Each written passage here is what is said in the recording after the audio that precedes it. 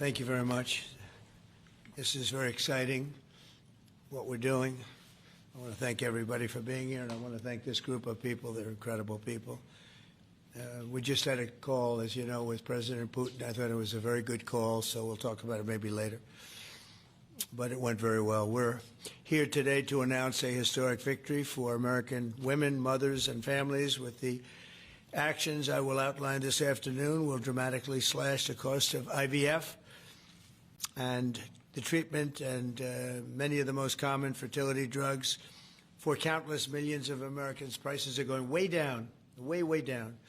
I want to thank Libby Horn, who is the Senior Vice President of Fertility of EMD Serrano. So I want to thank you. Let's see here. That's what I thought. I thought it was you. Thank you, Libby, very much. And let me also thank the Secretary of Health and Human Services, Robert F. Kennedy, Jr., whose wife destroyed the people on The View yesterday. I have to say that. I'm not going to ever get into an argument with her. And you've decided, you learned that a long time ago. She did a great job, actually. Secretary of Commerce, Howard Lutnick. Thank you, Howard. Secretary of Labor, Lori Chavez de Rima. Thanks, Lori. Howard, thanks.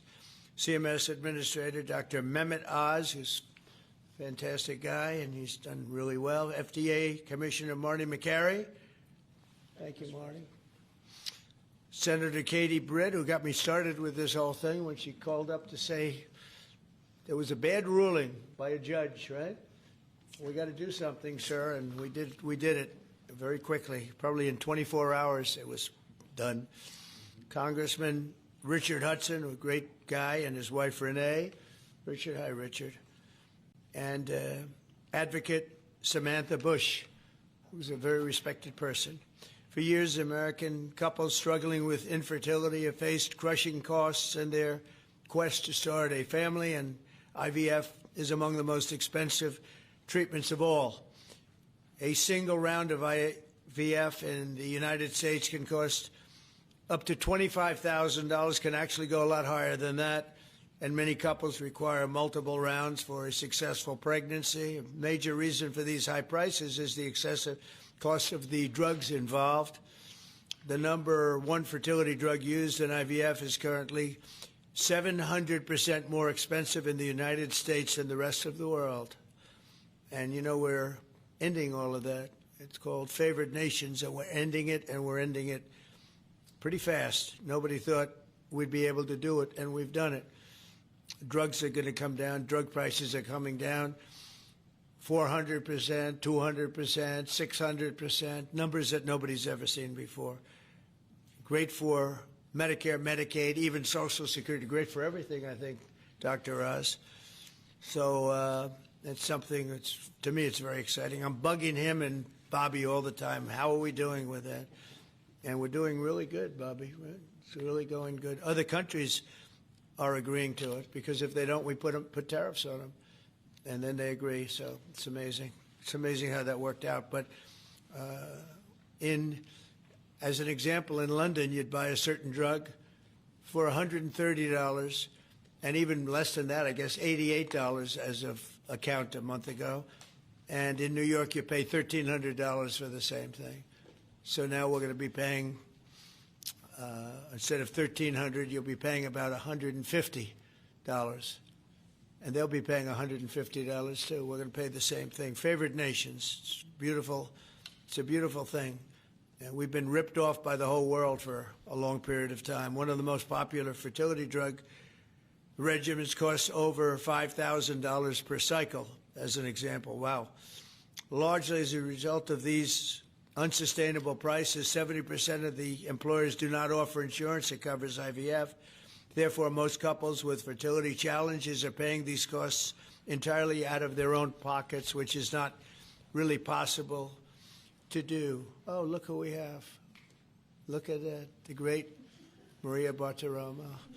I didn't know. Did you get put into the regular pool pack? That's very good. Yeah, that's good. Nice to see you. I'm doing an interview with her in a little while.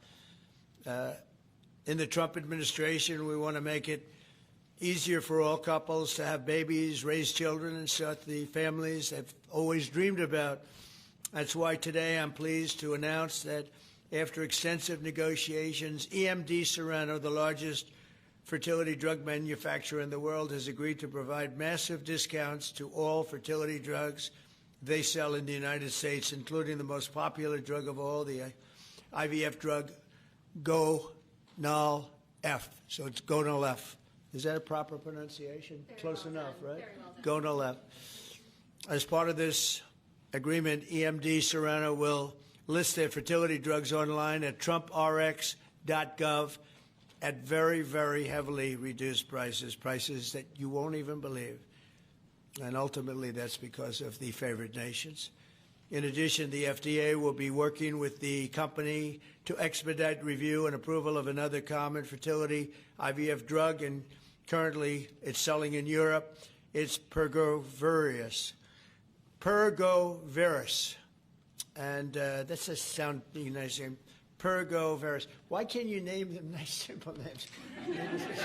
Nice, easy names. Doesn't matter. If it works, that's all we care about, right? Upon approval, this drug would directly compete against a much more expensive option that currently has a monopoly in the American market, and this will bring down costs very significantly. And the other one's going to have to come down also. Finally, EMD Serrano has agreed that all future drugs and everything that it develops and sells in the United States will be offset at most favored nation prices. I've been after this for a long time, and we started the process in the last administration, and then we had a little thing called COVID that came up. We had to focus on that, did a good job on that too. And they'll bring a significant portion of their drug manufacturing back to the United States. So they're going to bring it largely back into the United States, and that's for a lot of reasons, but primarily because of the election result, November 5th, and maybe most importantly because of the tariffs, because if they do it here, there are no tariffs. So we're going to be very close, I think by the end of this year, we're going to be very close to $20 trillion in investment. As an example, the Biden administration had less than $1 trillion, substantially less than $1 trillion for 4 years, Maria. Can you imagine? 4 years, less than one.